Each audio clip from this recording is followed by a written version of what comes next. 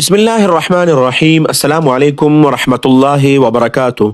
محترم سامعین، جیسے کہ آپ لوگوں کو معلوم ہے کہ پاکستان میں گرمی کی شدت بہت زیادہ ہو چکی ہے اور تقریباً اسکولوں میں بھی بعض صوبوں میں چھٹیاں کرا دی گئی ہے کیونکہ گرمی کی شدت بہت زیادہ ہے۔ محترم سامعین، آج آپ لوگوں کو گرمی سے بچنے کے لیے ایک وظیفہ بتاتا ہوں کیونکہ دنیا بھر میں خاص کر جنوبی ایشیا میں گرمی کی شدت بہت زیادہ بڑھ چکی ہے اور پاکستان میں تو اکثر صوبوں میں گرمی کی شدت کی وجہ سے چھٹیاں بھی کرا دی گئی ہے اور ہر جگہ ہر دوسرے تیسرے دن یہ اطلاع ملتی ہے اور خبروں میں بھی ہم دیکھتے ہیں کہ گرمی کی وجہ سے کوئی بے ہوش پڑا ہوتا ہے، گرمی کی وجہ سے پلا جگہ اتنے لوگ مر چکے ہیں۔ تو آج آپ لوگوں کے ساتھ ایک وظیفہ شیئر کرتا ہوں۔ یہ وظیفہ امام یافعی رحمۃ اللہ علیہ نے اپنے کتاب الدر النظیم فی خواص القرآن الکریم میں لکھا ہے کہ جو شخص حرف ح سے شروع ہونے والے ان اسماء الحسنى یعنی جیسے کہ حلیم ہے، حق ہے، حکیم ہے، حی ہے، حفیظ ہے، حمید ہے، حکم ہے، حنان ہے، حسیب ہے، یہ سارے ہا سے شروع ہونے والے اسماء حسنہ ہیں۔